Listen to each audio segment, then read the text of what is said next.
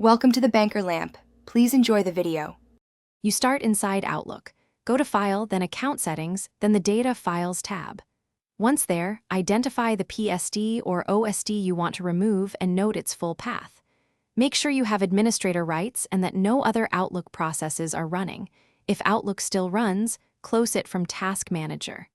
Once done, select the target file entry to reveal its location. You're already taking action.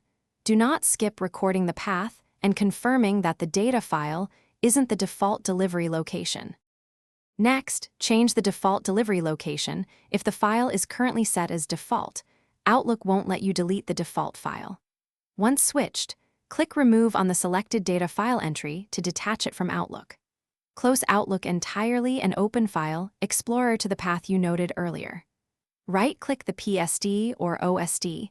If it's an OSD tied to an account, prefer recreating via mail profile instead of deleting blindly. Make sure you have a backup copy if the file contains archives or critical messages. Finally, with Outlook closed, delete the data file in File Explorer and then empty the recycle bin to free space.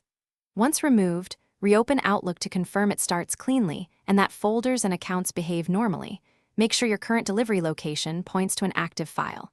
If Outlook shows errors or missing mail, restore the backup PSD or recreate the mail profile via Control Panel Mail. One key troubleshooting tip: if removal breaks sync, re-add the account so Outlook rebuilds the mailbox and the OSD automatically. Thanks for watching. If this was helpful, leave a like and consider subscribing. See you next time.